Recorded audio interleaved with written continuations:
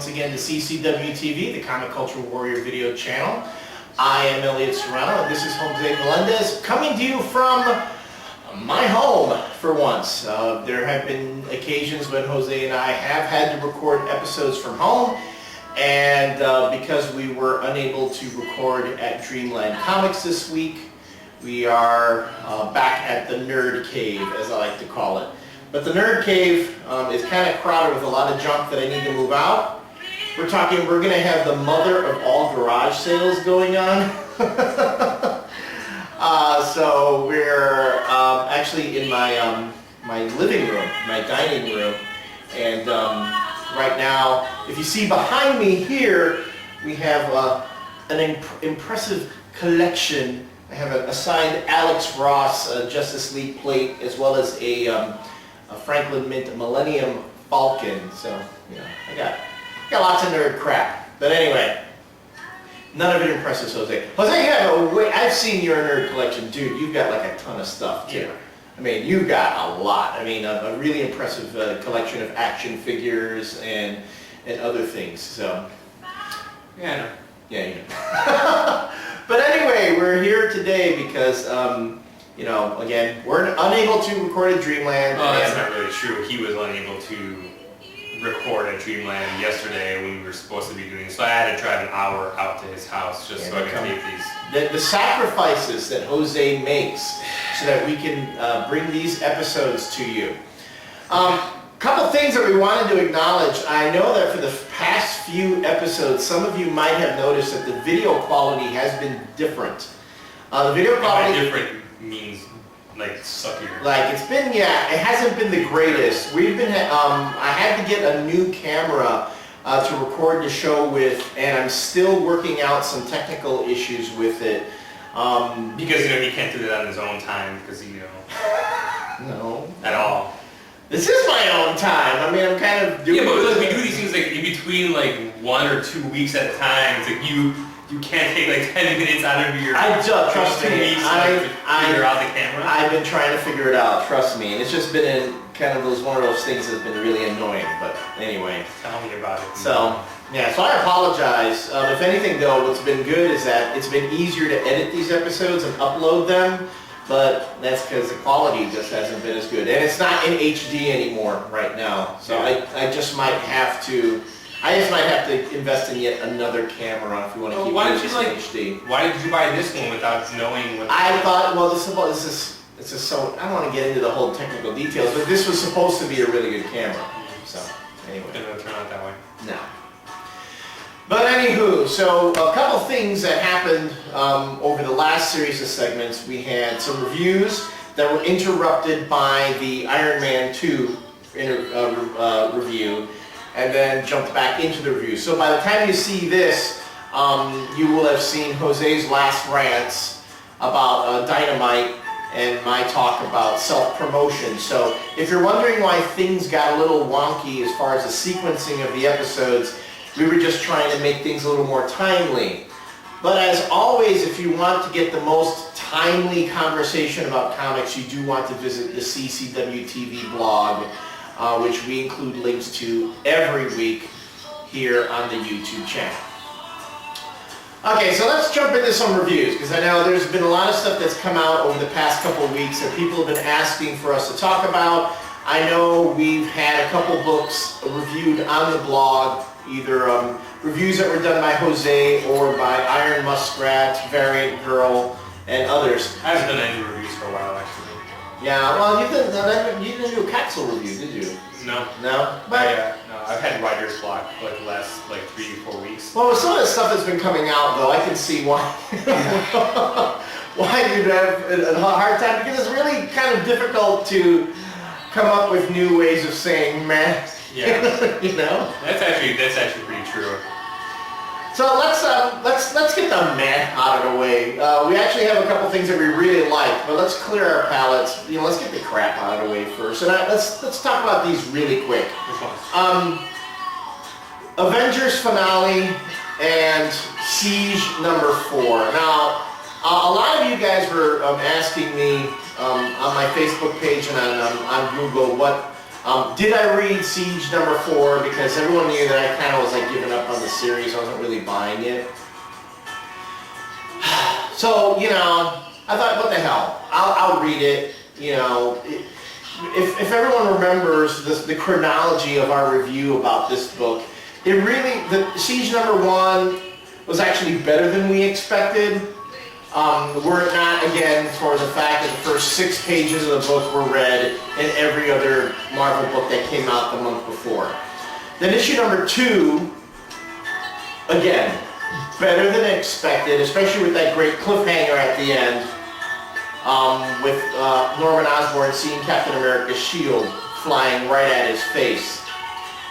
And what do you know, then issues #3 and 4 really kind of pretty let down, because when you finally get into issue #4, with all this stuff going on, the Battle of Asgard, with the reunited Avengers, you know, it comes to this whole thing where Bendis kind of like throws all these different elements together, just like a lot of stuff getting blown up and people saying this and saying that.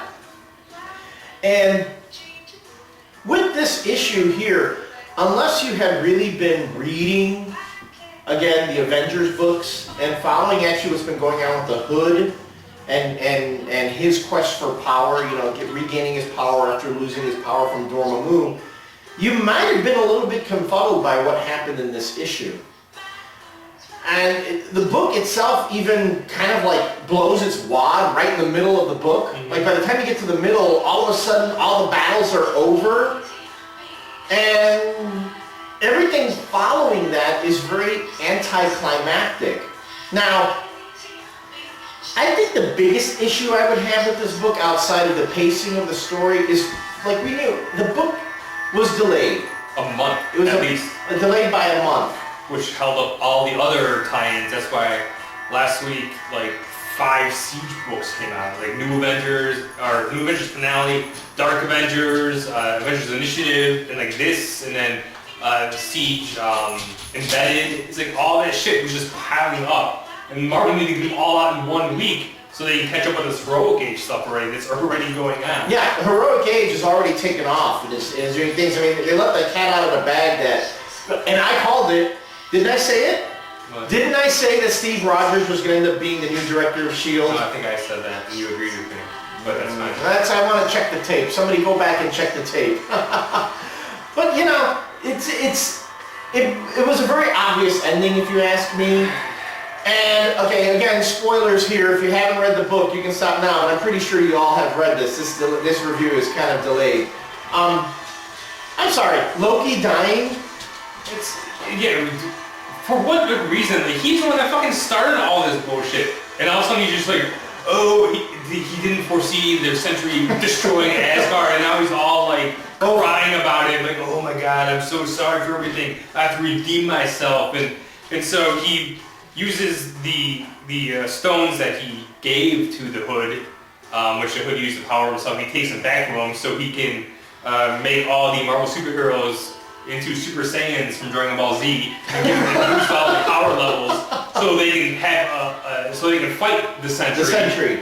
And then what happens is the Sentry ends up killing Loki, and then all the superheroes are depowered anyway. Yeah, which makes, again, I did not understand, you know, really why things were happening the way they were. Outside of the conveniences, that it's Bendis wanting to give Loki a moment of redemption in some way. Because it's always, you know, Bendis will say that everyone in his books, even the villains, are the heroes of their own story. That they think that what they are doing is right, regardless. So, you know, this is him trying to give Loki a moment of redemption, which it just didn't work for me. It's just very shallow and trite, and it comes out of nowhere. It comes out of nowhere, and I'm sorry, if you really expect me to think that's going to stick, I mean, J. Michael Straczynski... Yeah, no wonder fucking Straczynski fucking left Marvel. Yeah. Like, this is, like, Bendis just gets to do whatever he wants with anybody's characters, and even books that he's not writing,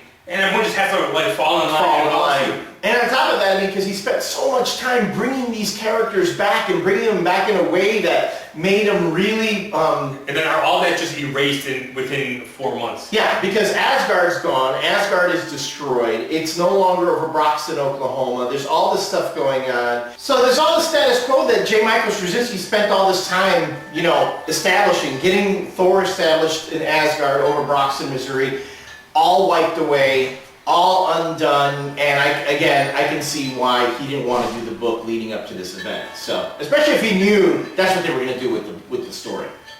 Yeah, and the whole like Sentry like turning evil, it's such an unnecessary component to this fucking story. Like it couldn't just be villains versus superheroes. It has to be like villains versus superheroes versus even a bigger villain that wasn't even in the picture months ago. Yeah, and like 6 months ago. I bet you it was Marvel Man, but then at the last minute they decided not to do it. Yeah, Sentry is one of those characters that, you know, completely unrealized, completely undeveloped. Completely ruined. Ruined, yeah. Not completely dead. Anyway, I'm sorry. See, and again, I don't understand why it took so long for this book to come out. And here's the thing I don't understand. I'm just going to skip ahead here. I'm done with this book pretty much. At the end, first, after all the stuff that goes on for the United States to throw out the Superhero Registration Act, makes no sense at all. If anything, after what happened in Soldier Field at the beginning of this series, you would think, yeah, you're definitely going to keep the Superhero Registration Act going. Oh, there he is. Okay. You know, I just found that for all the pinups that were in this book, how the hell does Wolverine keep showing up in every, you know, in every spread that they do? Well, because you have to have Wolverine in a 2-page spread with the Avengers in it. Wait, I want to tell you my favorite part though. It's when Victoria Hand, when the villains are all beaten and they're all like kneeling down, and Victoria Hand is like, you know what's going on, blah, blah. She's trying to explain, and Victoria Hand's like, I served my country, same as all of you. And Spider-Man's like, you know, sometimes it's nice to know it's time to shut the fuck up. Yeah, he actually does say that. Because that is something that Spider-Man would say. Fuck you, Bendis. God.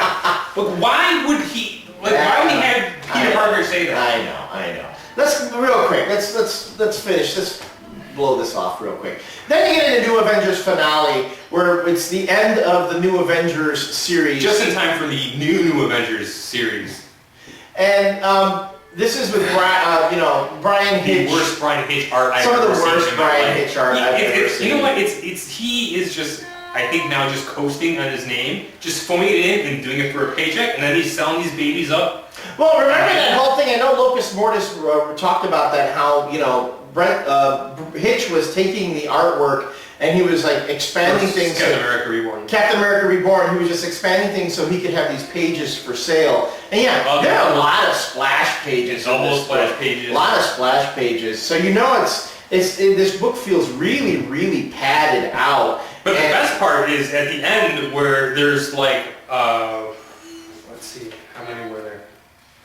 1, 2, 3, 4, 5, 6, 7, 8, 9. Oh my God. 9 double splash pages. That's 18 pages. Like right before a splash page. Right. So that's 18 pages, and it's all these double splash pages are reprinted material. All that stuff that happened, and you even get a double splash page from fucking. I'm so flustered right now. From the fucking Siege that you just bought like a month ago. Yeah. It's pretty ridiculous. It is pretty ridiculous. $5 for a whole bunch of again, they managed to sneak in all this reprinted material and charge you for it. Without really, because they put like maybe a few word captions on there to make you not think that you were getting anally raped yet again by Marvel. Reprinted bullshit. But it's all in context now because it all comes back around. They're reliving the last 60 issues of New Avengers and how great of a series it was and how things really did change. And nothing changed at all. Okay, blah. Wow, I tell you, it's really disappointing to see how this whole thing wound up, and it just really felt like a cash grab there at the end. All right, so let's close this segment on that, and don't get me But wrong. which is going to be more of a cash grab? All this shit is going on, or the cash grab of like restarting all the new Avengers All books the with all the number Avengers ones, books with and then coming number out the ones. new X-Men #1 and rebooting all this bullshit. Like which is the worst of the cash grab? The cash grab bullshit is the best is yet to come. It's not, yeah, it's yet to come. Okay, don't think that we are only going to harp on Marvel, because there actually, before we get into the good stuff that we really liked, there actually is some DC stuff we're going to have to rant on. So, I hope to see you in the next segment and you can hear about that.